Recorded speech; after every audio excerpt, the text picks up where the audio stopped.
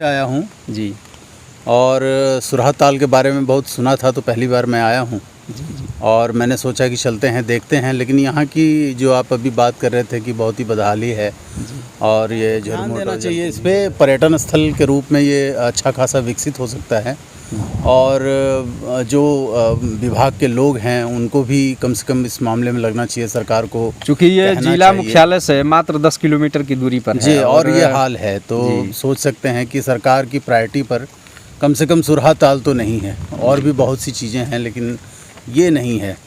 और इसको अगर इस ड्रीम प्रोजेक्ट को अगर और बेहतर ढंग से किया जाता, जबकि सड़कें बन रही हैं, फ्लाईओवर बन रहा है, उस पर तमाम पैसे खर्च हो रहे हैं। कभी पूर्व प्रधानमंत्री स्वर्गीय चंद्रशेखर सिंह जी का ये ड्रीम प्रोजेक्ट रहा सुरहा ताल, आज अपनी बदहाली पर आंसू बहा रहा है, आज अपनी दुर्दशा पर आंसू बहा रहा है। क्योंकि यहाँ पर चारों ओर जल ही जल कभी दिखता था, लेकिन आज जलकुंभी और झुरमुट की झाड़ियाँ दिख रही हैं। कभी पंछियों के कोलाहल से, विदेशों से आने वाली पक्षियों के कोलाहल से चारों ओर कलरव करती पक्षियाँ दिखी जा सकती थी, लेकिन आज चारों ओर सुनसान। इधर देखेंगे पूरब की दिशा में तो जिधर नज़र दौड़ाएंगे जलकुंभी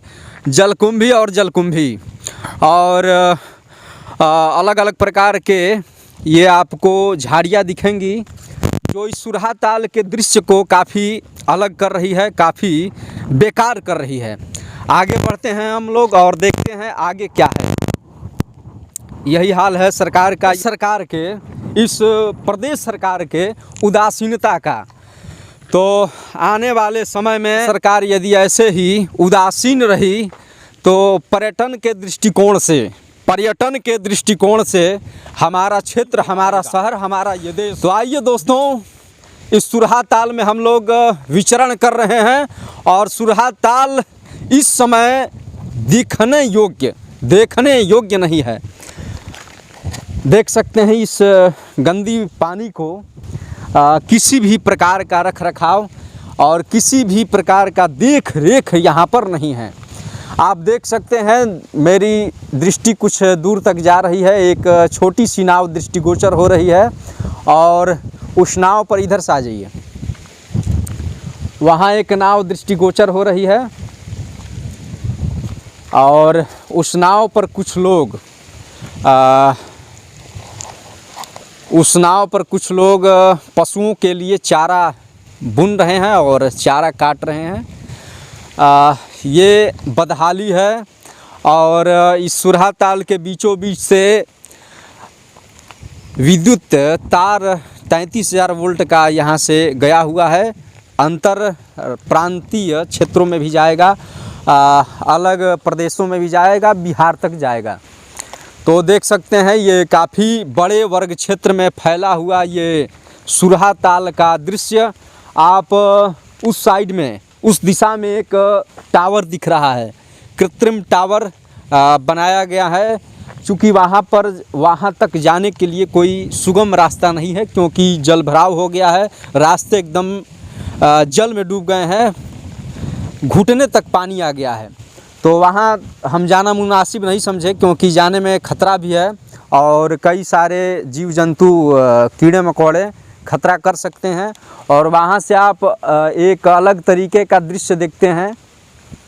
तो दोस्तों, ये जननायक चंद्रशेखर विश्वविद्यालय, यही कोई 5-7 साल पहले इसका स्थापना हुआ। काफ़ी लंबी लड़ाई यहाँ के नेताओं के द्वारा, यहाँ के छात्र नेताओं के द्वारा, लोगों के द्वारा लड़ा गया। चूँकि पहले हम लोगों के क्षेत्र का, इस बलिया का विश्वविद्यालय, पूर्वांचल विश्वविद्यालय जौनपुर हुआ करता था। उसके बाद काशी हिंदू विश्वविद्यालय में से एफिलिएटेड कर दिया गया यहाँ के महाविद्यालयों को, जिसके बाद यहाँ से मांग उठने लगी कि यहाँ पर हमारा कोई विश्वविद्यालय हो। तो यहाँ के बागी बलिया के लाल चंद्रशेखर जी के नाम पर ये विश्वविद्यालय स्थापित हुआ। और इसी के बगल में ये सुरहा ताल है और सुरहा ताल में लगातार सैलानी लगातार यहाँ पर लोग दूर दूर से भी आते हैं, लेकिन यहाँ पर कोई समुचित व्यवस्था नहीं है। मैं आशा करूँगा कि आने वाले समय में यहाँ पर बढ़िया व्यवस्था हो और सड़कों का हाल अच्छा हो। काफ़ी वर्षों से यहाँ का सड़क बदहाल है, लेकिन आने वाले समय में सड़क अच्छा होना चाहिए और यहाँ का जो दृश्य है फूल पत्तियों का, यहाँ के पर्यावरण से आच्छादित होना चाहिए। कुछ एक आध लोग यहाँ पर उपस्थित हैं, चूँकि दूर से चल कर आए हैं। दिल्ली से आया हूँ जी।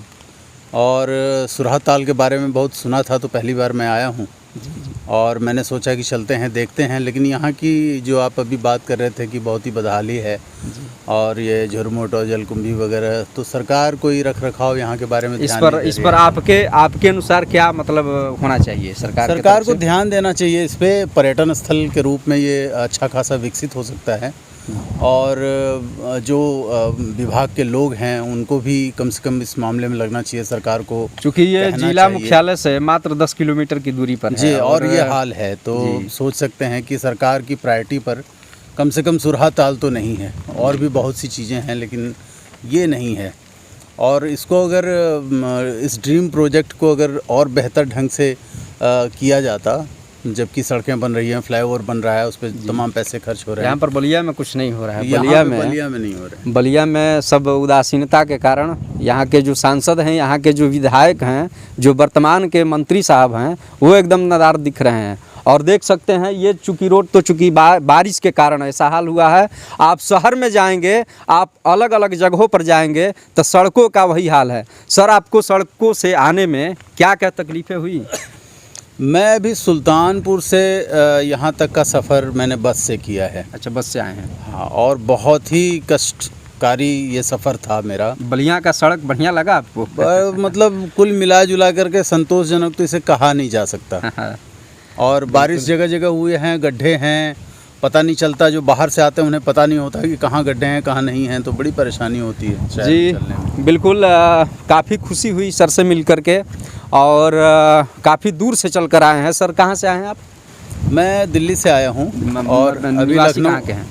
मैं जौनपुर ज़िले का निवासी हूँ। जौनपुर से जी। तो आपका इस बलिया क्षेत्र में, बागी बलिया की धरती पर हार्दिक स्वागत, अभिनंदन है।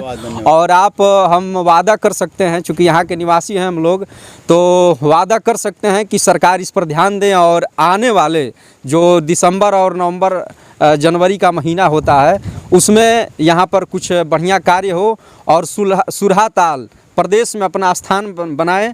जैसे तालों में नैनीताल बाकी सब है तलैया, वैसे हम लोग आने वाले समय में सुरहा ताल को एक अलग रूप में देखना चाहते हैं। तो धन्यवाद मित्रों, जुड़े रहिए चैनल के साथ।